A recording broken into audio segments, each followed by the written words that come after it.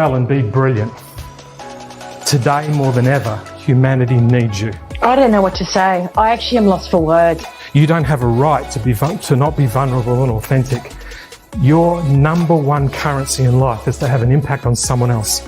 Like, you have blown me away to the other side of the world, and I don't know how I'm going to get back. Because if you lead with your humanity, you elevate theirs.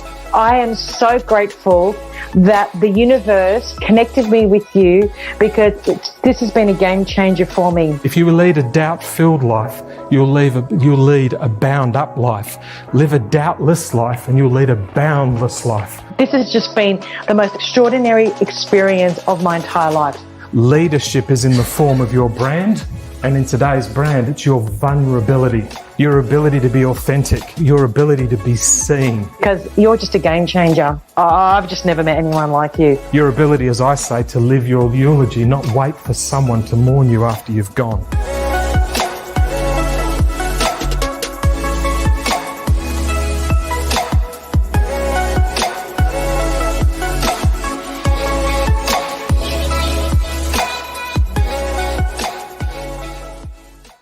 And boom, we are live, everybody. Welcome everybody to the live experience with Stephen De Sede. My name is Peter Clark, Red TV, and of course, the fine young gentleman on the other side of the screen, Stephen De Sede. How are you, my fine friend?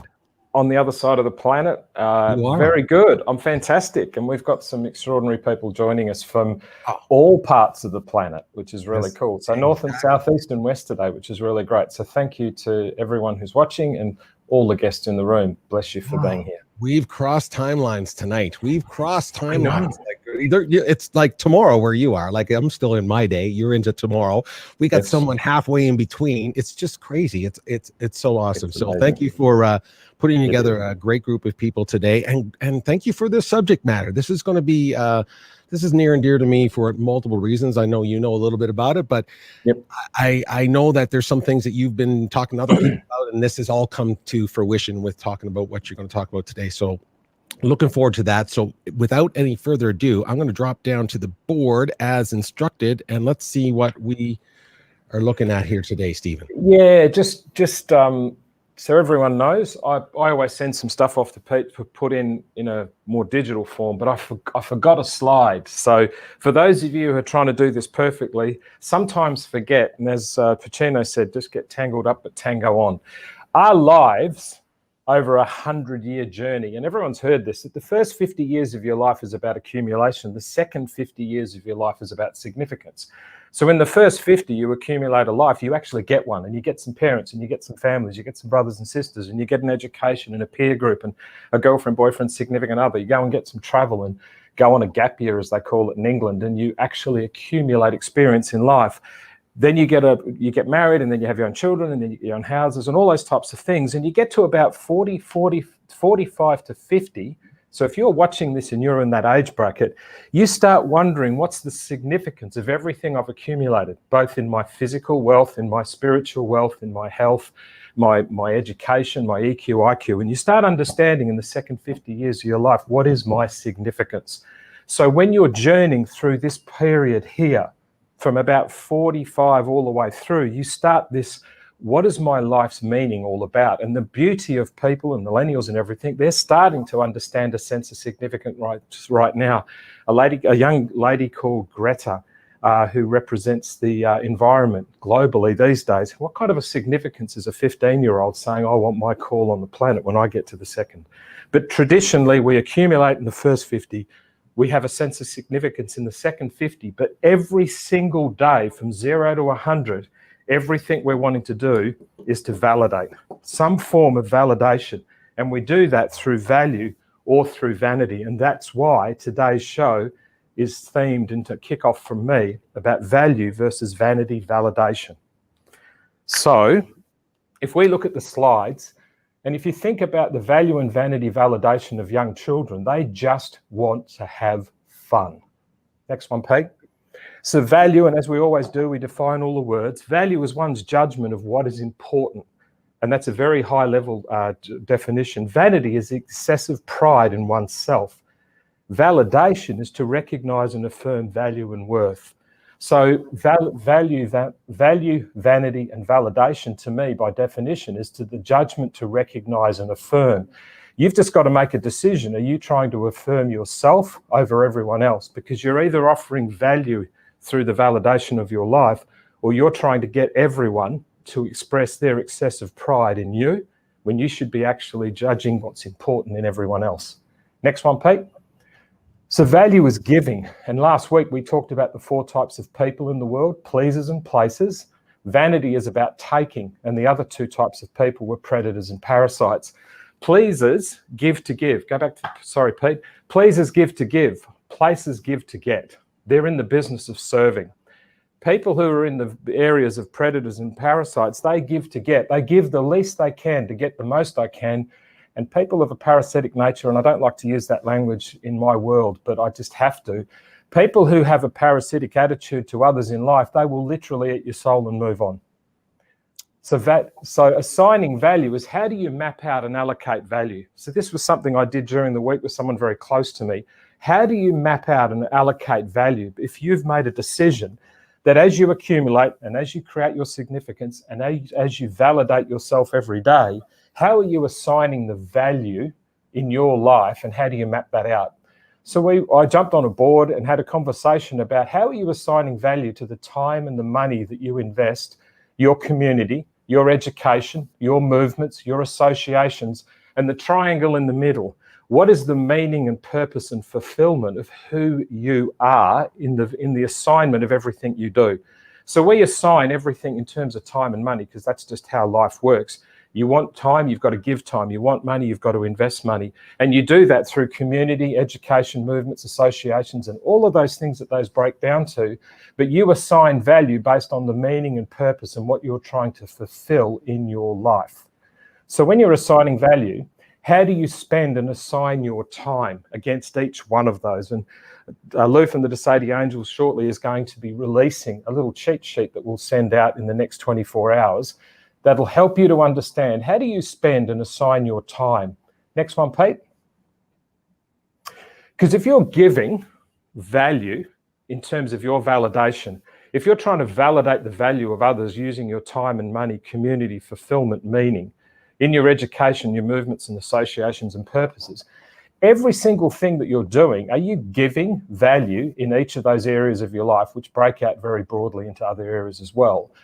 Or are you using vanity and time and money in your community to fulfill meaning, education, movements and associations and purpose for the one single validation that I want someone to tell me I'm great? Or are you doing what we do in De Sede land? My complete obsession is for you not to follow me, but for you to believe me that you're worth following yourself. So the last one, Pete, value or vanity. When you post, when you comment, when you're saying hello, when you're offering help, when you're giving advice, when you're speaking to yourself, when you're looking in the mirror, are you dedicated to the value of someone else, or are you desperately seeking the vanity of someone else, including the reflection in the mirror, to tell you that you're worth it? Or have you decided that your posts, comments, hello, help, advice, and your conversation with yourself is going to be to the betterment of someone else? Because if we lived in a world where everyone's value validation was the betterment of someone else and the improvement of someone else, there would be no Me Too. There would be no Black Lives Matter. And we'd all walk around the shopping centres in COVID feeling uncomfortable that some stranger we don't even know might be in a place that we can help them with. So when you post, when you comment, when you say hello, when you help, when you give out advice, and when you're speaking to yourself, have a value towards yourself, and then go and share that with humanity. Pete? You know, where do I start? But I'm not going to start because, again, that's what the problem is. Every time you do this, I want to branch off into other things. But I do want to mention this. What strikes me, again, is this concept of valuing your time and valuing yourself as an individual in your community, in your family, in your business, and without bumping up against the line of vanity, meaning if I think I'm worth a certain value or I have something of value to share, the ego kicks in and goes, wow, do you really think you're worth that? Are you all about, so can I go out and command attention or draw attention? Command's the wrong word, certainly, but draw attention. And then, and where does those two lines always bounce? So I resonate with that because they do for me. I'm speaking on behalf of just myself because I can't speak for anyone else. But my point is that these two worlds bounce up against me all the time, which is, what is my value? What value do I bring to the world? And be careful of what you think, how much value you can bring, Peter, because that's your ego talking now. So is that vanity? I don't know. I don't know these things, Stephen. That's why it's Inspiring Insights with Stephen De Sede. Down on the board, and everyone can write this down. And in fact, rather than write it down, print this on your soul. Because in De Sede land, with the work we're doing with Peter and the angels, we want to leave a footprint on the soul of humanity. That's the whole reason I breathe. My value, and this is not me, but this is said as you. So the guests in the green room, the people who are watching online, the De Sede angels who do this with me every single day, I goes, my value, my being you, not me. So everyone read this with me. My value is how I can elevate your value. Value, elevate you. If you walk down the road of life in planet humanity and your attitude in life was my value is how can I elevate yours? Game on. Game on, everyone. Right. Wow. Yeah. See, I love that. I really, really love that. Okay, my friend, this is fantastic. We are off to a beautiful start here of understanding some of the context of what we're going to be talking about today. Just so everyone knows, we reach out to guests. Stephen sends me a list tells me who's kind of joining us. I really don't know what they're going to ask. I don't know at this point in time. I sometimes I get a glimpse of it. Sometimes I don't. And so it's always exciting to bring people on and to see, seeing what resonates with them and what they want to bring to the table for Stephen today. So I think I'm going to go to Georgia. I want to go to Georgia first. I don't know why, but I got a good friend down there, Kevin, in Georgia. And let's just see if Kevin, there he is, my fine friend. Kevin, how are you? I'm good, Pete. How are you? Good to see you, my friend. You're looking good. You're looking good. I appreciate that. Steve, how are you? He was on a bridge last time, Kevin. You're in an office now, mate. Right. I love it. That's I love right. it. How are you, buddy? He had that green screen going. I was like, where is that guy? Yeah, I had my guardrails that were providing me some security, not limiting me in what I could do, just protecting me. Fantastic. All right, I'll leave you with Stephen. Go ahead with your question. Well, hey, buddy. what I was going to throw out, Stephen, is under current terms. One of the things that really concerns me about what I watch people deal with is the noise. We've got so much noise around us.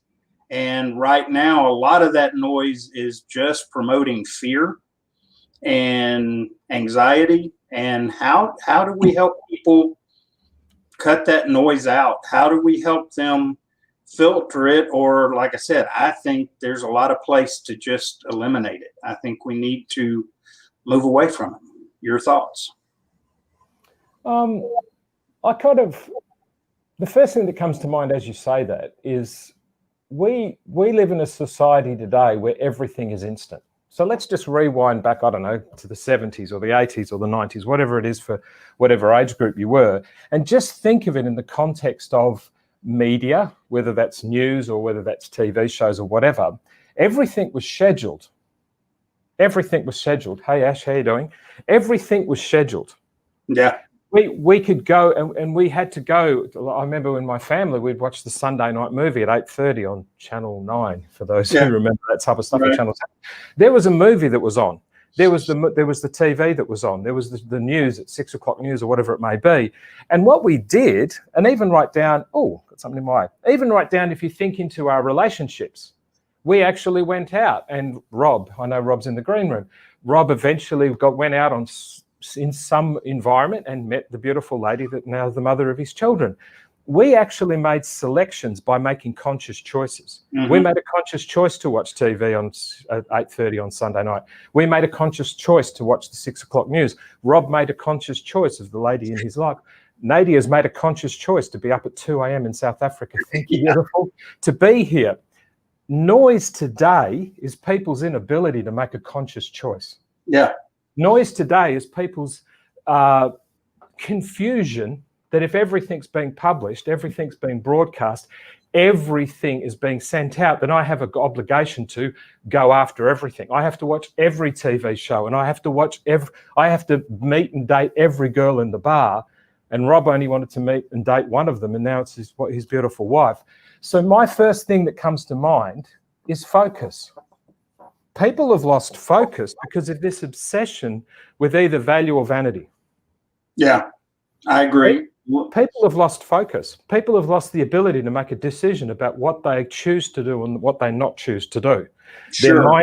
Their mindset, Ash Playstead, who's a master mindset coach, for example, if Ash was here, and I'm not going to put words in his mouth, but one of the things Ash is going to talk about is your mindset is based on what you focus on. People have made this decision that I've got to focus on everything else everyone else has told me, and a lot of that is based on, in my favorite subject, ego, the obsession of ego. The heroine of ego is opinion. So one of the first things that comes to mind when you say that, and to everyone watching, what are you focused on? Or have you made a decision that you're focused on the noise and how do I get over it? No, what are you focused on? Because to me, focus is your fearless obsession for the constant union of souls. That's what focus is to me. So let's look at that in a couple of examples. We'll go to blue. Your fearless obsession of the constant union of souls, and the first soul you need to start with is you. Yep. What is the level of union you're going to place on yourself in terms of the noise? Because you've got to make a conscious choice of what you're going to constantly put into that's going to prevent this noise from being noise to becoming an asset. How much of an asset is it for you to actually just be constantly looking for the vanity of approval? In your obsession, I'm going to go to this. I don't have children, so this is all said with respect. And Rob, I hope you don't mind me speaking about your family in a beautifully respectful way because of the things that you post. I love that video of you throwing the American football to your son in the street when I saw it not long ago. What is your obsession, parents, with your children?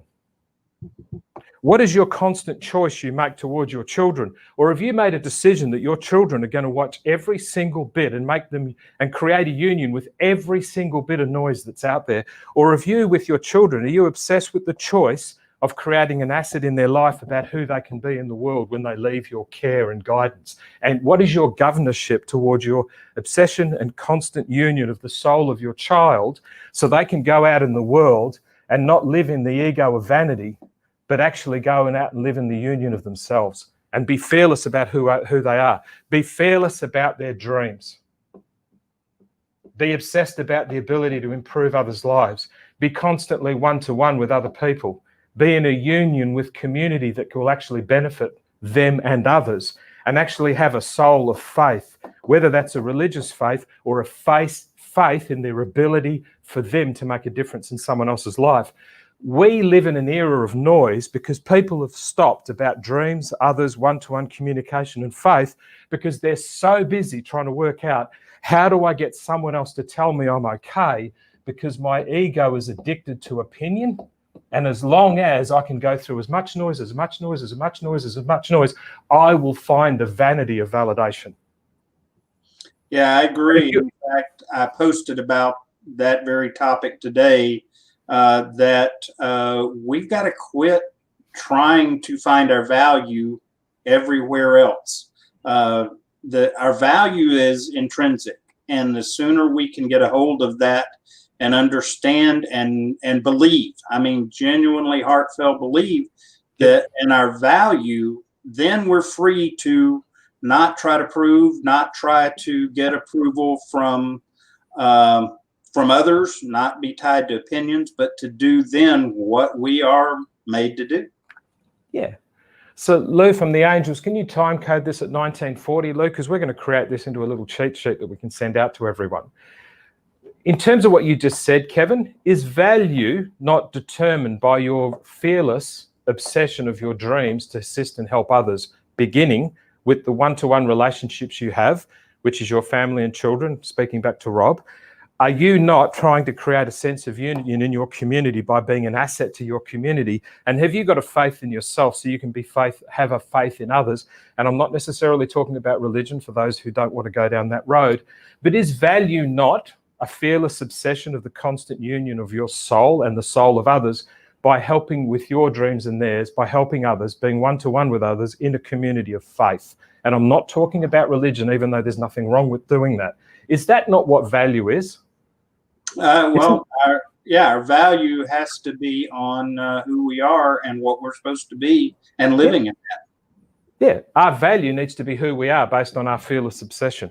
Our value needs to be who we are based on our constant union in our community. Our value needs to be based on our fearless obsession of the constant union of ourselves and then our ability to impact and influence others. One of the things Peter wants to do, and part of the reason Peter helps me do this at the majestic and brilliant level he does, Peter Clark just wants to amplify voices, and he does it every day with all kinds of people in the music industry. I'm blessed that he does it with me. But Peter just wants to amplify other people's dreams, do it in one-to-one conversations like this, create a sense of community, and Peter has faith in those that have got the ability to tell someone else, you can be whatever you like. So Kenny, the drummer for Mellencamp, and all of these other people, Ray Parker Jr., the other people that Peter's associated with Red TV, they get on and talk about how they turn their dreams of drumming into a stadium, into a reality. And then people get on those shows that Peter runs, and they ask him, what's it like to set up my drums like this? And I play in a school band. Because they want to create a sense of union for that soul to understand one day maybe you might play with Mick Jagger too. As Peter said to me, Steve, I'm going to create a space for you to dance in, much like Mick Jagger. For everyone watching, inspired by Kevin, what are you prepared to do about the decisions you're going to make in relation to noise? And for those parents out there, or for those that are in a relationship, or those that have love and care for someone, and we all do, what noise are you prepared to eradicate for the welfare of your children, the welfare of your parents, the welfare of your grandparents, the welfare of your neighbor, the welfare of someone in your community who you walk past in a supermarket right now and you step out of the way because of, unfortunately, where we are in the world right now? What is your fearless obsession for the constant union of the soul of yourself and others? Because if you focus on that, all of a sudden there is no noise, there's just you being ambient to others. Yeah, you got to be able to focus in and avoid allowing other things to distract our focus. Yes. Yeah, Stephen, I got to tell you, man, you nailed that. And just what you said, Kevin, is that there's just so much noise, and it's funny. Here I am sitting in front of a microphone, and here we are online, and so that's the irony of always having these discussions is that we're there's noise, and then there's it's a way to describe how busy it is out there. Certainly, I know in my world, I certainly don't like spending any time creating content, for example, that I feel only has a very vanity sort of helping me. If I can't help anybody with that, and I so resonate with that, is that it's so noisy. Sometimes you just gotta find your way through it and find the stuff that's of value. So super appreciate it. That was just a great. All sound isn't noise. You put the right sounds together, and you got amazing music. You got that right. You got that Last one, Pete, to finish on this. Everyone, again, inspired by Kevin's question, bless you for asking it, Kevin. How much noise is there when your health's under question? How much noise do you have when your health is under question? How much noise is there if you're an aging parent? How many of us are hearing stories about some elderly people passing away and their children can't even go to say goodbye to them? There was a 60 Minutes show where one of the frontline workers was saying it's breaking his soul that he's having to hold the phone to elderly people dying of COVID, and they're ringing up from intensive care. How much noise is in your life when you're on the phone to your aging parent? When your children are not well or ill, how much noise are you invested in when your children are unwell in relation to your faith, whatever that means to you? How much noise do you have when your health, your parents, your children, or your faith is under question? When you answer that, everyone, you'll understand the answer to how to get rid of the noise, because these are the things that are the pillars of our humanity. Pete? Oh, that's amazing. Kevin, beautiful question, my friend. Beautiful. And it starts with like, how do we start with how do we? But I love where Stephen, you took that, and Kevin, stick around. Super appreciate that question, and stick around. We'll see you at the end of this this program. Stephen, you just took that, and anyway, I need to keep moving. I hear it in my own head. I'm speaking into my own headphones saying, Peter, move the show along. But I'm just telling you, there is so much noise out there. And one thing I'm proud of, and hopefully you are as well, is I'm hoping that people find this of value, because what we're trying to do is actually bring value to people when we have these conversations. We're certainly not looking for another reason to make noise. Let's put it that way. Yeah. There's not noise out there, there's choice. Mm. There's not noise out there, there's choice. I'm going to say it again. There is not noise out there, there's choice. Jane from the Angels, you can time code this, Jane, because we're going to turn this into a little 5-second clip. There is no noise, there's just choice. Because you know what? When your parents or your kids are not well, there is no noise. There's the choice of focus. There's the choice of heartbreak. There's the choice of what am I going to do to make sure my aging parent, what am I going to do, Ash placed that again, with the mindset that I have. There is no noise, there's only choice. And if you can't discipline your choice, welcome to the amplified confusion of planet humanity. Pete? Yes, indeed. Wow. Choice. I love it. Okay. Hey, listen, I love it. I love it. I'm going to another part of the world right now. Okay, listen, I'm so pumped that this person would stay up till right now it is now 2:27 a.m. in the morning for this person. I'm just telling you, I have so much respect for this person, and I don't even know her. I don't even know her yet. Nadia, how are you? Oh, wow. Good morning. Very well. Yeah. How are you, gentlemen? Good to see Good you. morning. Wow. It is good morning. What are you doing at 2:30 in the morning? Super excited to be on the show, and I didn't want to miss the opportunity. So, when the opportunity presented itself, I was very grateful.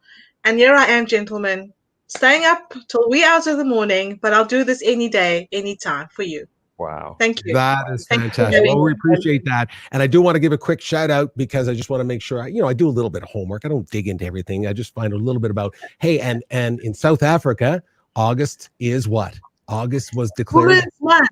It is Women's Month. We celebrate women this month. It's been phenomenal, gentlemen. It's been phenomenal.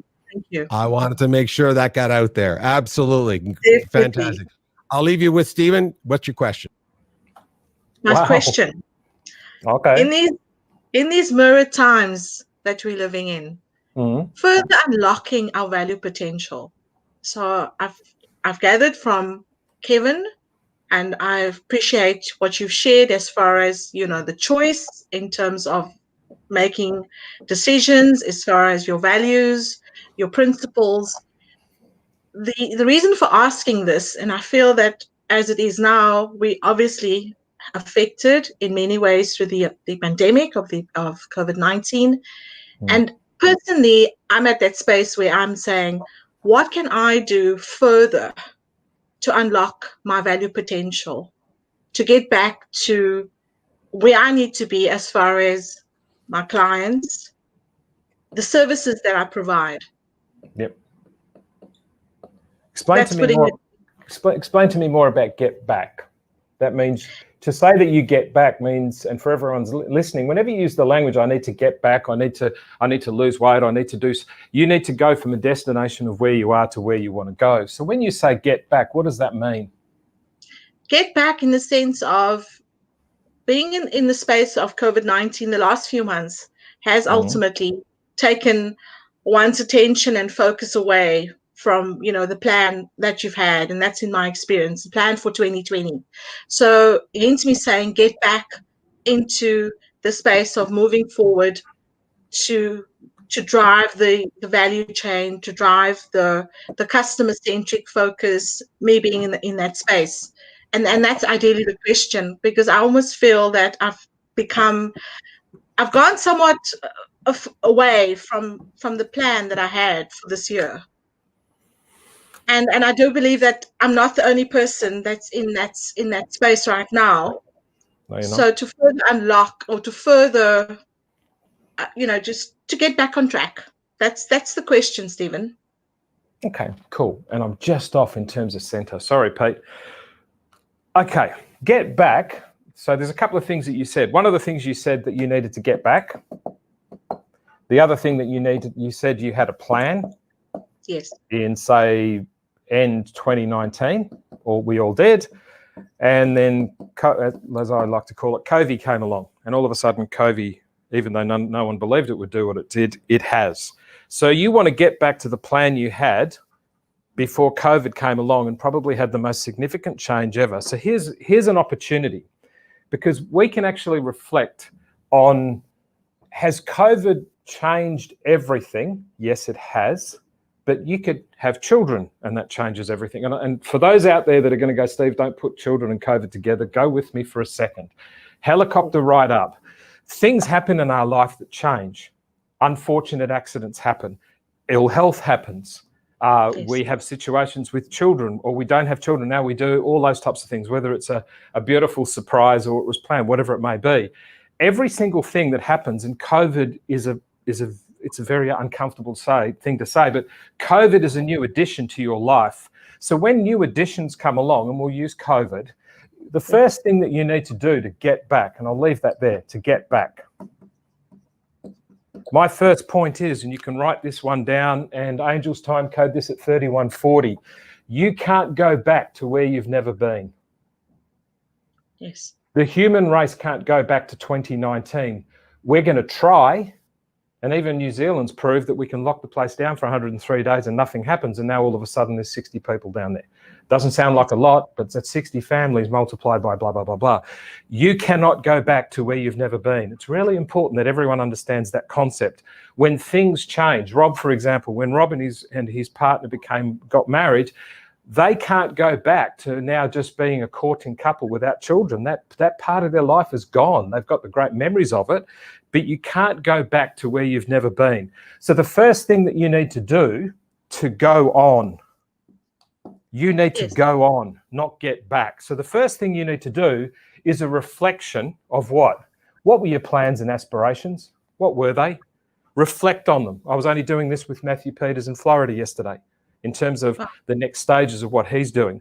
So you need to reflect on your plan and then review the current circumstances. What are the current circumstances going to do with your plan based on that reflection? Then you need to make an assessment, which is a decision. Yes. You need to make some decisions once you've made an assessment based on the review of the circumstances, based on the reflection of your plan. Because you're not going to get back, you're going to go on. Go on. Go on is directly connected to the outcome. What are they going to get? And one of the first things they're going to get is your ability to make sure people can go on and not go and get back. And I know I keep talking, Rob, about your family, but I love the videos of Rob and his family. They just love them. They're playing and singing, all kinds of stuff. So bless you, Rob, for me dropping in and acknowledging your beautiful family. Rob just has to go on. He and his wife have to go on. They can't go back to being courting. We can't go back to the fact that COVID's going to allow us all to go into an 80,000 seat stadium and watch a football match or a concert or whatever it might be. God willing, universe willing, serendipity willing, that will happen, but it's not going to happen in the immediate future. So your outcome needs to be the first thing, helping people around you to understand that they need to go on rather than get back. Because if you decide, I'm not going to go on and I'm going to try and get back, guess what that's called? Stuck. Absolutely.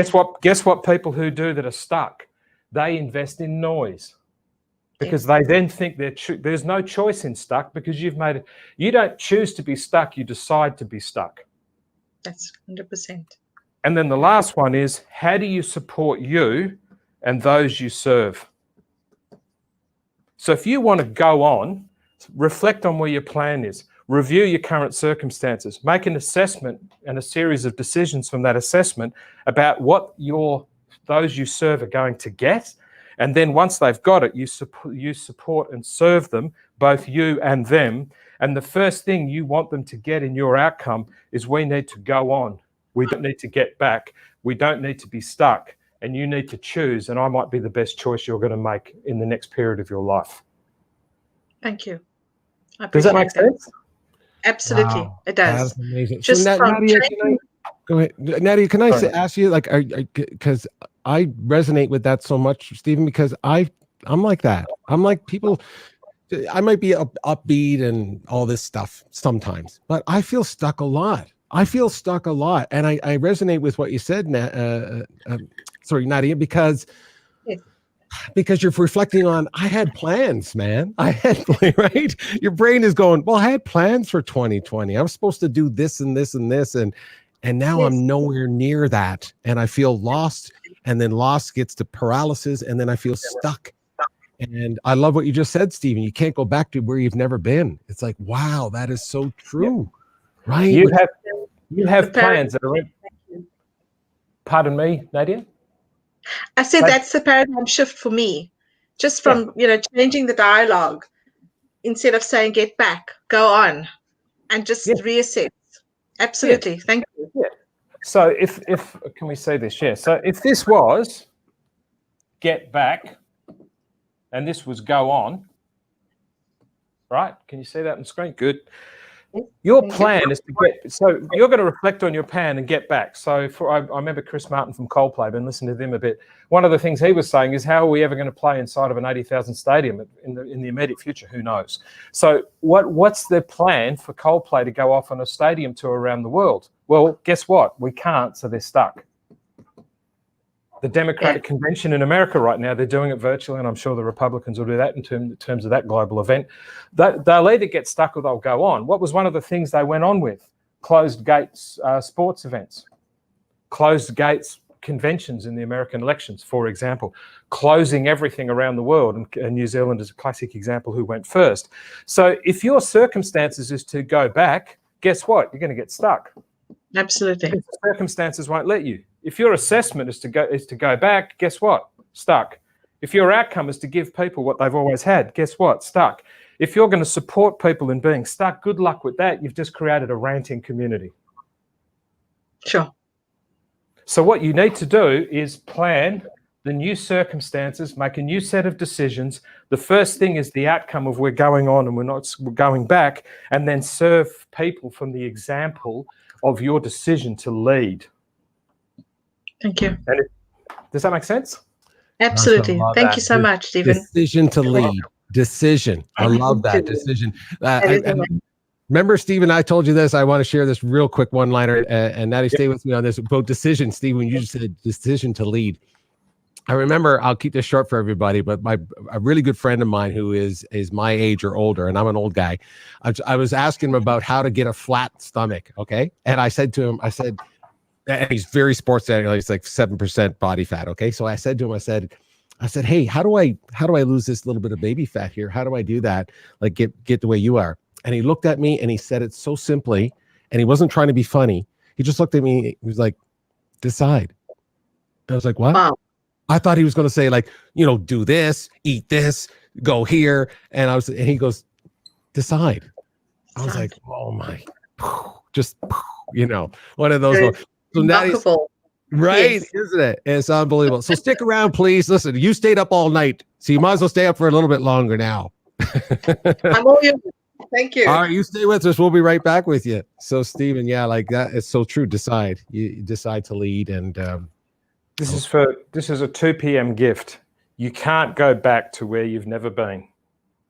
Stop trying to think you can get back. And this is not just COVID. This is everything. If you've made a decision about what's important in your life and it's changed things, if you've made, like I said with Rob, in terms of his relationship and his marriage and children, but it might be just a decision that you've made a commitment that you are going to get a flat stomach. You've made a commitment to your faith. You've made a commitment to your family. You've made a commitment to your partnership. Oh my goodness, you made a commitment to yourself. You can't go back to where you've never been. In the De Sede organization, in De Sede land, with the De Sede angels, we are going to put a footprint on the soul of humanity, and I need your help, and I'm not going back. So come with us. And all the soul shifters, Doug and everybody, and yes, Doug, I have got my water off to the side, Doug. Everyone is coming with us. We can collectively put a soul on the footprint of humanity. Want to come, Pete? That's a great invite, isn't it? That is a fantastic invite. Let's see who else is. Hey, look, I want to throw up. Sometimes I don't get to all of the comments here, but of course, there's a good friend. Your friend Graham is there. Graham, yes. And love throwing that. That's a soul shifter right there. A little couple. Can you read? Yeah. Okay. Thanks. Brilliant insight from Thank you, Ash. Graham. There you go, Nadia. There you go. You got an invite right there from Ash right there. Jennifer, thanks for joining us. Jennifer, always appreciate seeing you. Thank you for that. Beautiful Love this. lady. Something from Doug a little bit. No man ever steps in the river twice. I love that. Hang on, let me see that one. What's that one? Never steps in the same river twice, for it's not the same river. I read this today, where you can't touch the same water twice. You know, it's something to that effect. Wow. I love That's that. great. Very deep. Good on Very, you, very Doug. cool. Thanks, buddy. Very cool. And there you go. So hey, thanks everyone for tuning in. We appreciate that. I want to make sure we get some of the comments up and these kinds of things. Now, you've been talking about this fine young gentleman. Now we're about to meet. It's just a lovely man. I know of this guy. Again, I think I almost feel like I know him, but I don't. I don't know him. I just don't know him. But I see him all the time on LinkedIn. I'm like, that cat is just.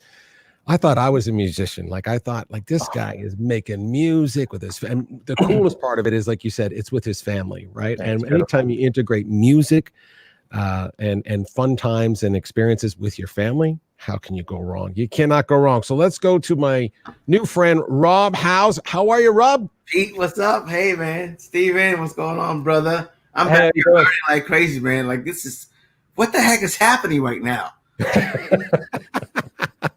You're happening right now. You're happening all the time on LinkedIn. That's what it is. And listen, I just want to say before I jump off, I super appreciate your content. It's always there. It's always in there at the right moment. It seems when someone needs to, think differently. It just throws a beautiful wrench into the things of what's going on in your mind. And especially these days, it's really challenging out there for people.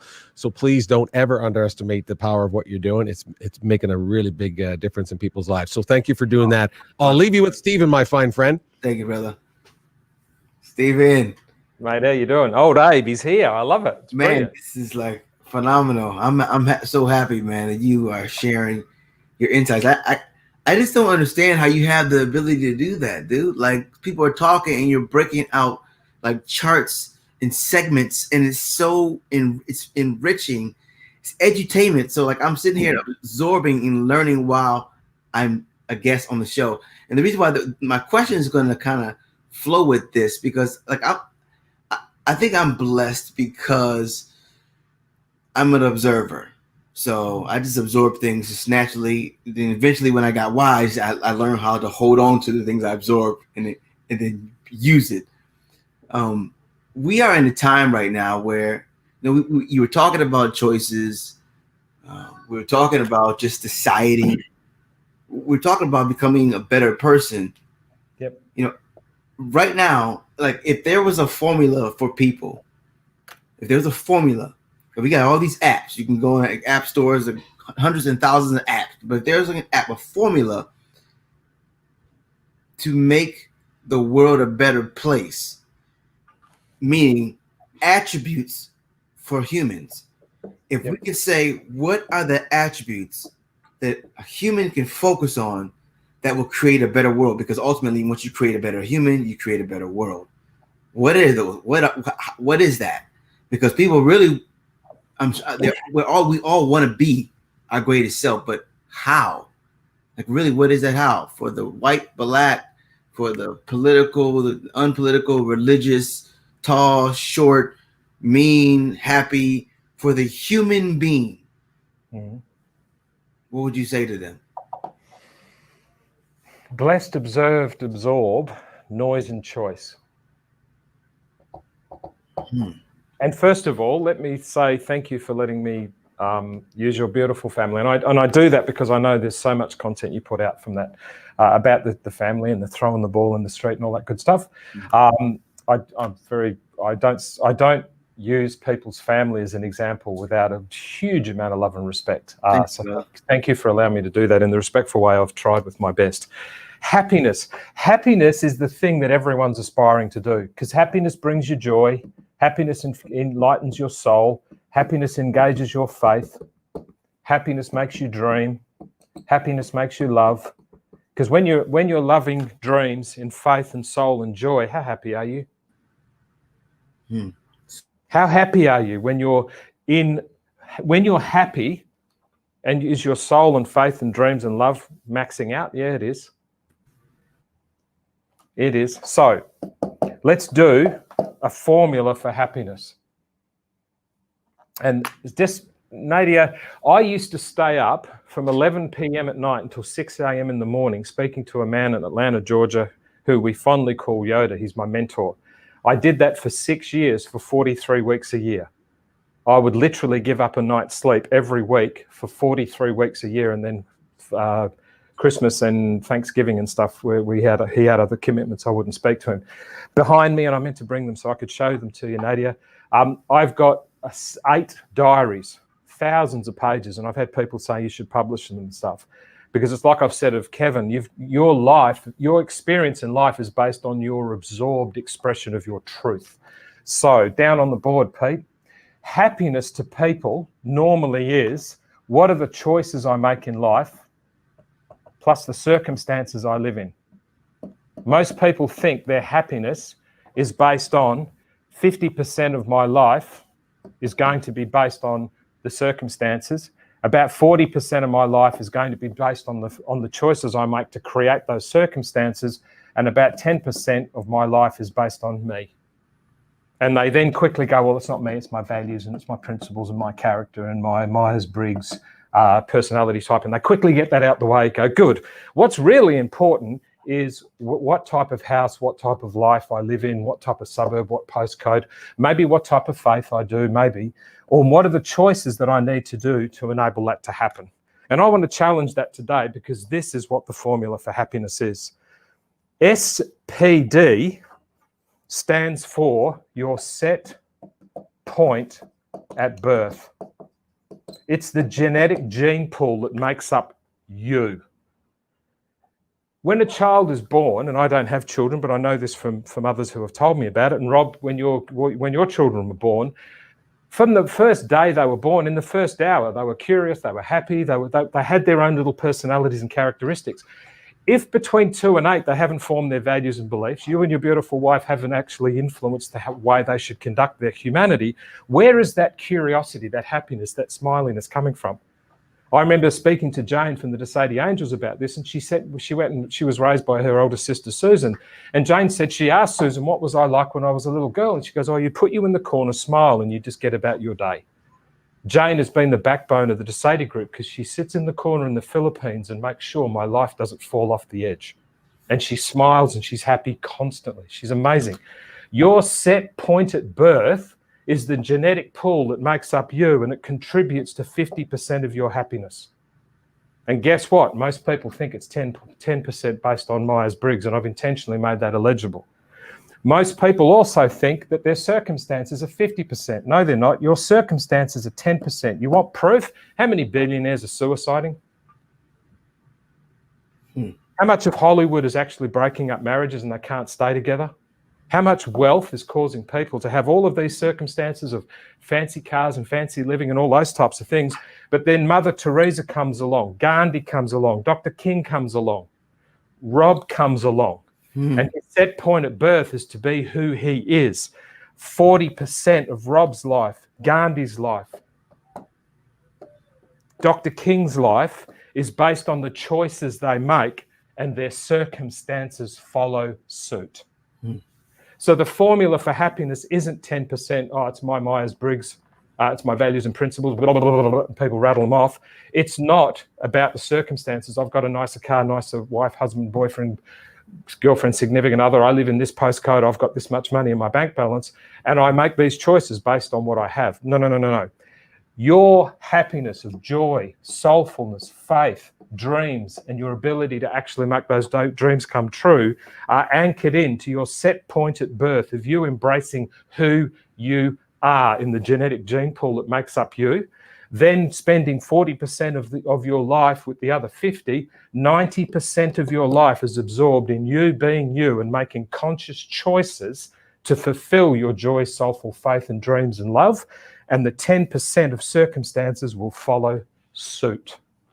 Most people do it the other way. Most people think if I've got 50% massive bank balance, 40% of investments to make that balance come through. And I did that Myers-Briggs thing once. That's who I am. And the reality is most people with significant riches have no wealth. Most people who play set point at birth with choice and circumstance in the 50-40-10 order are the ones who live a wealthy life and put a footprint on the soul of humanity. Just like that, huh? Just like that. Wow. So, Rob, you're what you and your wife, and even you, Rob, when you do the old Abe thing and all the 1,000,001 other things you do, you're just being you. And you is not necessarily your values and principles. It's your set point at birth. It's the genetic gene pool of all of those people that have contributed to the DNA that's formed this or this in the circumstances of you. So everyone listening, inspired by Rob and his beautiful family and his ability to touch people's lives by demonstrating how happy he is with his kids playing and they're singing and there's just a family of love and happiness and faith, it becomes, because Rob's embraced the set point at birth, he's made the choices with his wife to create a beautiful family of faith. And the life that he has with a house full of love is because of who he is, the choice he made and who he's going to fall in love with and create children with. And all of the circumstances of Rob's life flow after that. Pete? Amazing. That's amazing. And those choices that I make actually will help to create better circumstances, which will then reinforce those choices. And then it becomes this beautiful dance to wonderful music of my soul. You know, this is the universe. Uni is one, verse is song. So this is really just one big tune. And this is amazing, Stephen, because, you know, we are all singing our own tune in this harmonious thing called life. But some of our, you know, tones are off. Souls are off. And I'm not talking about music. I'm just talking about really, really living our full life out. And so I love what you're saying, because it's empowering and inspiring somebody. Go ahead and dive a little deeper into you. You know, unpack a little bit more. Spend more time on you. It comes down to choice again.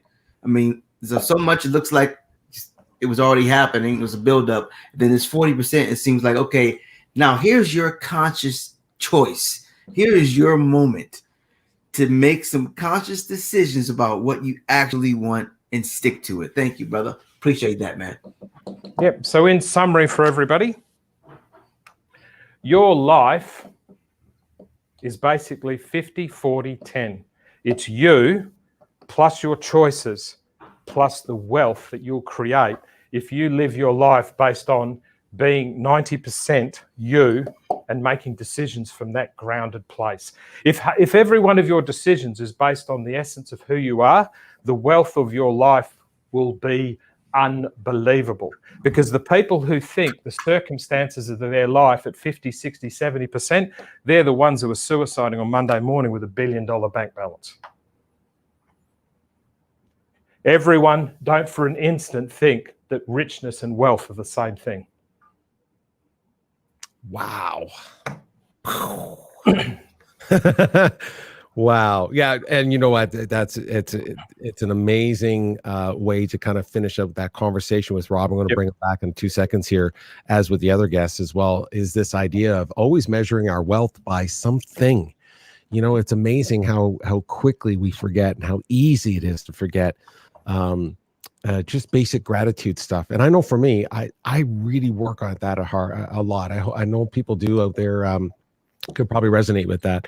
I wake up in the morning, the first thing I think about is I can pour some water. I can run the people have sanitation. There's 1 billion people without sanitation in the world, and I can walk 5 steps and do that. Just basic gratitude and those kinds of things. So yeah, well said, Stephen. Appreciate that. Last one, you might have to go full on this, Pete, because I'm not doing too well on the center of the board today.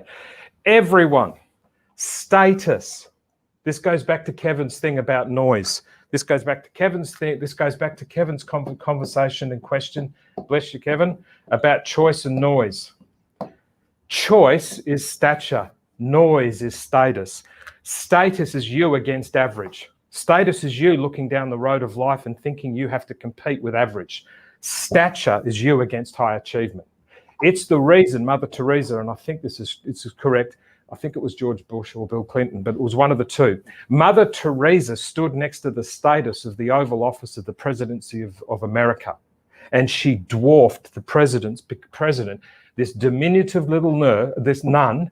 She dwarfed his stature or his status of the office of the presidency by her stature of high achievement. Choose stature, you against high achievement, not the noise of status, which is you against average. Status is you competing against average. Stature is you competing against your high achievement. Mother Teresa's stature dwarfed the presidency or the prime ministership or the royalty of anyone she stood next to, because it was her high achievement of her set point at birth and the choice she made to be almost a saint among impoverishness, where most people are trying to competing against average because my car, my husband, my wife, my postcode is better than yours. Stop thinking that your life is about you and start creating a sense of high achievement in you, and then go teach others how to do it. Pete. Competing against average. Is that not a book? That's a book. That's not even a show. That's a book. We could write a book about competing with average. Listen, we got to bring some people back in. This has been just unbelievable. So listen, I'm hoping I'm getting everyone. There they all are. I so appreciate Kevin. Thank you for sticking around. Nadia, thanks for sticking around. And Nadia, God love you. It is now 3 a.m. in Cape Town. God love you for that. And Rob, man, that was a great question you put out there. A mathematical formula for happiness and just driving our own dreams. And Stephen, you just what Rob said, man, you just charted that and you built this. Anyway, I love it. I brought everyone back because we love to do a quick little roundtable at the end, because Peter loves to do and puts me on the spot to do it. But anyway. I love doing it. Yeah, I guess I'll have to reword that. I like doing this because, well, it's what it is that everyone hears different parts of the conversation, and then of course you're going to resonate with something that you'll have that quick little aha moment. So let's start with Kevin. He's been sitting back stage. What from today, a quick little aha that you got, maybe from the other guests or even just something from Stephen?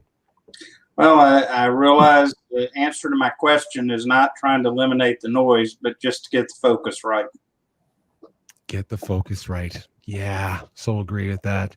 Nadia, what pops into your mind and listening to everything we just tried to consume right there? Phenomenal. It's been phenomenal. Thank you, gentlemen, for having me. Coming to decide and just go forth, and don't look back. Just keep going. Go on. I love that too. I know, and I loved what from that conversation. If the thing that stuck out for me, you can't go back to someplace you haven't been. Absolutely. I love that. It reminds me of an old phrase that I love using as well, that you can't connect the dots by looking forward. You can only connect them by looking back. So you kind of there's a double-edged sword there where you can figure out what things happen in your life and put them together only by reflecting, but not moving forward. But go on. Absolutely. Rob. Go all in on you. I've never heard it put like that. Be fearlessly, just fearlessly go all in on you. Be fearlessly yourself. That really just means don't be afraid to be you. And once you become all of you, whoa, it's like every day's anew. It's like, right. That's why the river's not the same, because you're not.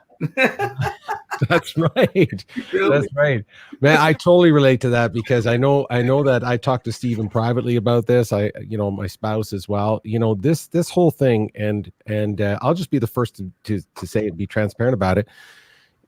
I never have 100% confidence and all in on me. I just don't. There's self-doubt, always a piece of me, and I'm working on it. I'll work on it till the day I die. But all in on yourself. I love that too, Rob. Absolutely. Stephen, I know you got something rocking and rolling there, so I'm not going to pretend you aren't listening. And I also appreciate everybody's input here of what they got, focus, going on, and fearlessness. Just amazing. Okay, Kevin, you said focus. So to me, focus on what is right for you, which goes back to make a choice of what movie you're going to watch of your life, and then be the main actor or the main actress. Don't be supporting.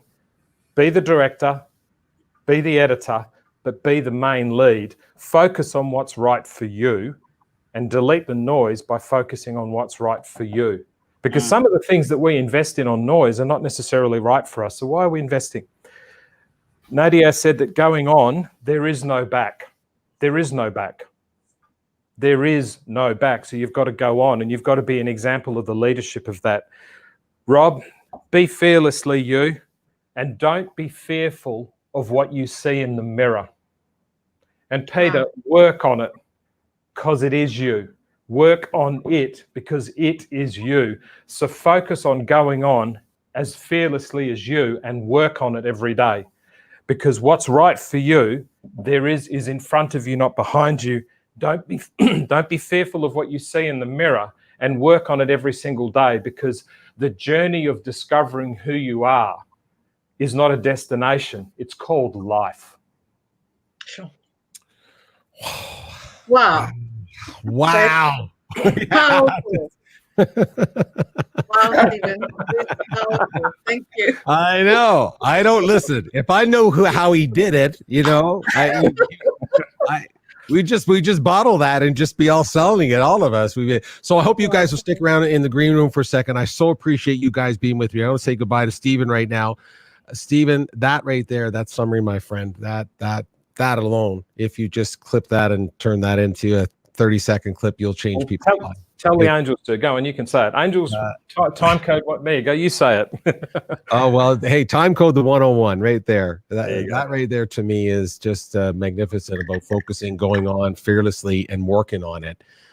Really sums up, pretty much what you talked about today. And gosh, the guests we had today, and the insights, and the questions that they had, and I so appreciate the fact that we get a chance to do this with everybody. And how can we thank them? But Nadia and Cape Town, staying up till 3 o'clock in the morning. Amazing. And Bob always told me, one day, Steve, someone will stay up to speak to you.